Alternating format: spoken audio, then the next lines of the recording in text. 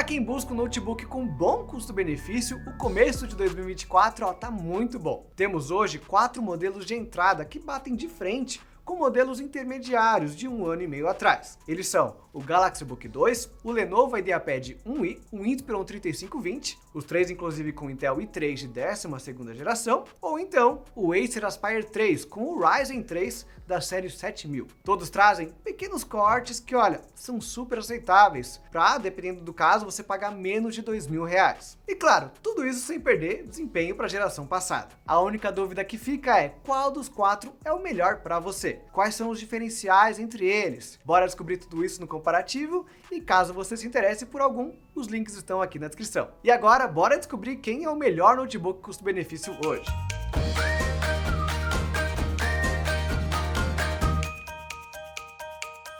Para começar, esses são alguns dos modelos que comentamos num guia que saiu há pouco tempo. Mas no vídeo de hoje eu não quero só listar pontos fortes e fracos, e sim ir mais a fundo na experiência com cada um, fazer um comparativo quádruplo aqui com um placar apontando quem é o melhor em cada categoria. Dessa forma, quando eu falar depende no final do vídeo, vocês terão uma representação visual do porquê depende. E para deixar mais interessante, vamos usar aqui a pontuação de futebol. 3 para quem leva melhor, 1 para quem está empatado ou ali na média, e 0 para quem fica atrás. Vamos lá então, comparação do corpo, vendo as escolhas de design, as dimensões e a quantidade de portas de comunicação. Aqui, tanto na questão de aparência como em detalhes de construção, ninguém se destoa do resto. Todos seguem o estilo minimalista, apenas com o nome da marca na tampa. O Acer é o mais discreto, enquanto que o Dell quer mais destaque, mas seria bem difícil escolher um modelo aqui considerando só a aparência. Podemos estender essa lógica para a mobilidade dos 4, pois eles estão praticamente empatados.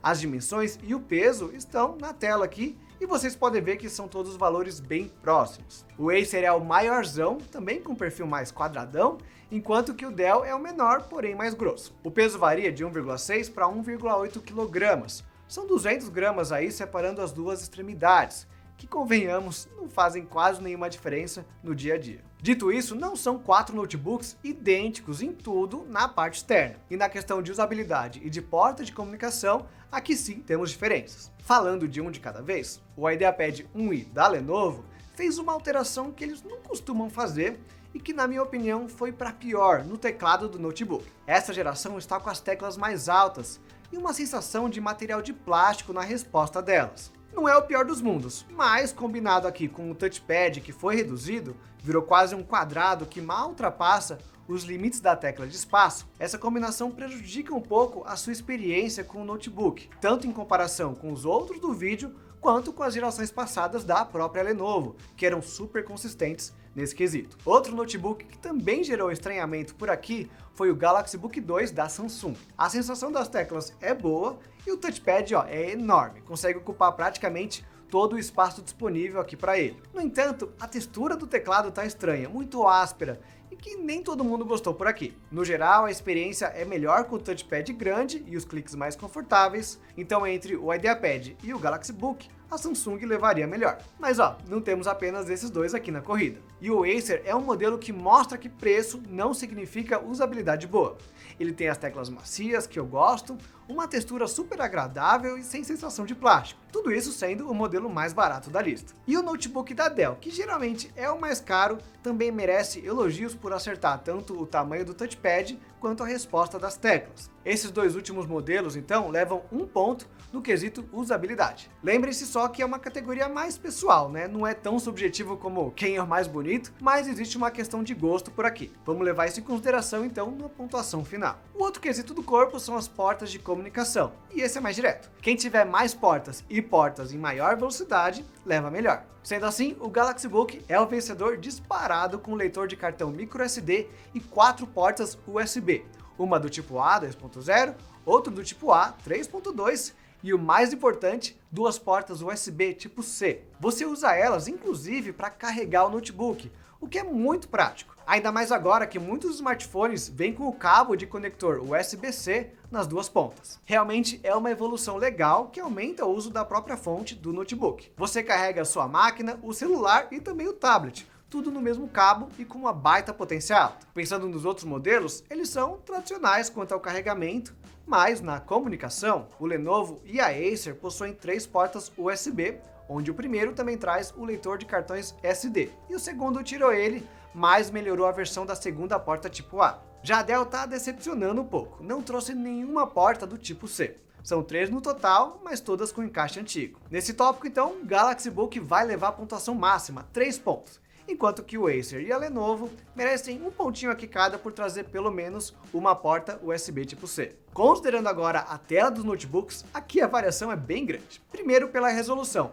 Acer e Lenovo estão com modelos de tela HD, enquanto que a Samsung e a Dell optam pelo Full HD na sua linha de entrada. A tela HD é pior, não tem como dizer outra coisa. Como esses são notebooks de 15.6 polegadas, você sente bastante a falta de definição. Até o texto na tela pode ficar mais borrado, porque a densidade de pixels é muito baixa. Ela se torna aceitável quando você está pagando menos de R$ 2.000 mais ou menos no seu dispositivo, desde que os seus rivais não estejam melhores. E de fato, na média, os dois com tela HD são os notebooks mais baratos. Mas nem sempre o valor tem uma diferença grande o suficiente para justificar o corte. Outro ponto importante aqui quando falamos de tela é o tipo do painel. E aqui quase todo mundo utiliza o painel TN. Essa tecnologia tem ângulos de visão piores, bem piores dependendo do caso, ao ponto de você abrir um pouco mais a tela do Note e as cores já ficarem super esbranquiçadas. Isso afeta muito o seu uso, até mais do que a tela HD. Junto da Acer e da Lenovo, a Samsung também trouxe o notebook com a tela TN. Agora, toda a tela TN é igual? Não. Existem graus aqui de qualidade, e os 3 não são os piores que a gente já viu. Mas aí entra a Dell, com o Inspiron 3520, que olha, para um notebook de entrada, ela não precisava ser tão boa assim. Além da resolução Full HD, ela traz também o painel WVA, com muito mais cor e contraste e ângulo de visão. E ainda por cima, ela tem alta taxa de atualização, 120 Hz. É uma tela ótima que supera até alguns modelos intermediários. Sem chance nenhuma, então, para os seus concorrentes. 3 pontos direto para 3520 e 1 ponto aqui para o Galaxy por ser pelo menos Full HD. E antes de continuar, deixa eu te perguntar, vocês já conhecem o nosso comparador Escolha Segura? Com ele você descobre os melhores preços entre os sites, testa cupons e ainda pode aqui criar alertas para você nunca perder nenhuma promoção. Caso você prefira, também temos um grupo lá no Telegram, onde mandamos todos os descontos e cupons que recebemos para você ficar muito bem informado. Os links estão todos aqui embaixo na descrição e bora voltar para o comparativo. Passando nossa conversa para a categoria Hardware, quando pensamos em desempenho, tá fácil aqui a vida para o analista, porque 3 deles utilizam o mesmo processador, o Intel i3 1215U. É ele que justifica o comparativo desses 4 modelos. E olha, não se preocupe com esse i3 aí na frente. A Intel conseguiu uma evolução boa ano a ano quando lançou lá atrás a sua 12ª geração. E o i3 1215U tá bem rápido, muito próximo ao i5 1135G7. Isso da geração anterior de notebooks. Mas quem fica um pouco para trás por aqui é a Acer, que optou pela rival AMD com o Ryzen 3 7320U. Eu digo pior por conta dos testes de benchmark. O chip da AMD fica lá na casa dos 4.000 pontos, enquanto que a média dos modelos com a 1215U é de 5.300. Para comparação, o 1135G7 fica no meio, batendo quase 4.500 pontos. Só que olha, no uso do dia a dia, os 3 processadores, na verdade, são equivalentes. Nenhum desses modelos são feitos para uso pesado, para ficar horas e horas com o uso de CPU lá em 90%. Eles nem possuem placa de vídeo dedicada, potente de verdade, o que já limita bastante esse tipo de uso avançado. O que essa velocidade absoluta maior influencia é na vida útil do notebook. Talvez você consiga extrair mais alguns anos do i3 do que do Ryzen 3 ou do i5. Mas isso também depende bastante. Com todas essas considerações, 1 ponto para cada 1215U em desempenho, e o Acer precisa compensar essa falta aí em outro lugar. E um outro fator importante que influencia o desempenho de forma indireta é a RAM. Para ter um uso legal com o Windows 11, você precisa ter 8 GB no mínimo, com a opção de chegar em 16, que é o ideal. A questão é que alguns modelos aqui possuem várias versões com quantidades diferentes de RAM. Pelo menos temos uma versão de 8 GB DDR4 para cada um.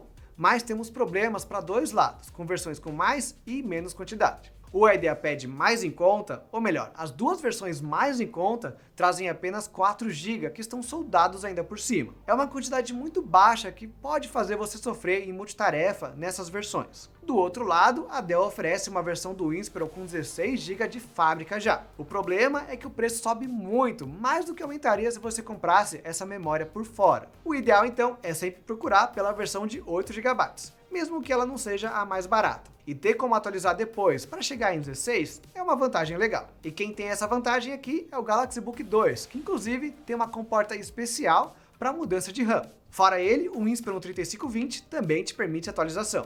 Além disso, por o SSD, todos possuem um slot M2 preenchido, mas que pode ser alterado. E o Galaxy Book 2 tem ainda a comporta para um SSD do tipo SATA. É um tipo mais lento de memória de armazenamento. Seria melhor se essa comporta desse acesso a um segundo slot M2. Mas, de qualquer forma, o SATA é uma opção extra de expansão, e até um pouco mais barato. É um diferencial, mas não é um baita diferencial. No meu método super científico de pontuação, então, eu vou deixar um ponto para o Galaxy Book 2 e para o Inspiron 3520 por não possuírem RAM soldada, e mais meio ponto para o Galaxy Book por conta das comportas e do SSD SATA. E falamos aqui da expansão de SSD, mas o espaço total que vem de fábrica eu vou deixar separado, pois é algo muito importante. Muita gente nunca se dá o trabalho de trocar o SSD, então ter uma quantidade inicial alta é um ponto positivo. E aqui, outra categoria bem direta. Quase todo mundo tem 256 GB na versão mais comercializada, menos o Acer. O modelo que costuma ser o mais barato não tem um corte aqui, mas sim um upgrade, e vem logo com 512 GB de armazenamento no modelo que geralmente custa menos de R$2.000. A Dell também tem uma versão lá do processador i3 com 512 GB, mas você paga R$400 a mais por isso. Eu paguei esse valor recentemente no M2 de 1TB. Daí então para você comprar esse Dell com 256 GB, substituir ela depois por 1TB e ficar com um chip de 256 sobrando, ao invés de só ter uma máquina com 512. Não dá para considerar ele aqui na nossa pontuação, da mesma forma que não dá para considerar as versões de 4 GB de RAM do IdeaPad. Vamos fechar a conta então com um ponto para todos com 256 GB, que é uma quantidade boa, e 3 pontos para o Aspire 3, por ter 512 GB de fábrica num preço bem legal. Bateria não vai entrar como fator hoje porque os três possuem a mesma quantidade, e mais ou menos 1 Wh para cada lado. No geral, todos duram de 5 a 8 horas, dependendo muito aí do seu uso para chegar no final do dia. Sendo assim, vamos ver o placar completo e partir para as configurações finais. Considerando tudo, o Galaxy Book 2 é o notebook mais completo da lista, com o Inspiron logo atrás, deixando a desejar pela falta de USB tipo C. O Aspire 3 possui cortes em desempenho e em tela, mas compensa com bastante SSD de fábrica. E o IdeaPad 1i talvez tenha cortado demais e ficou sem muitos destaques. Mas o que está faltando aqui? O preço. Quanto você paga coloca um peso extra nessa pontuação que pode mudar totalmente essa figura. Os valores exatos variam bastante de acordo com a época, mas no geral você paga mais pelo Dell, ainda mais na versão com Windows, e menos no Acer. E os outros dois estão no meio do caminho. Já teve época que a diferença entre o mais caro e o mais barato era de menos de R$200, então eles quase empatam. O que acaba reforçando aqui o alto custo-benefício do Galaxy Book 2, especialmente se a tela do Inspiron não for um grande atrativo para o seu uso. E aí, concordaram com o comparativo? Qual, na opinião de vocês, é o melhor notebook hoje? Me contem tudo aqui embaixo, não se esqueçam de deixar o like, se inscrever e voltar para o próximo vídeo. Até a próxima!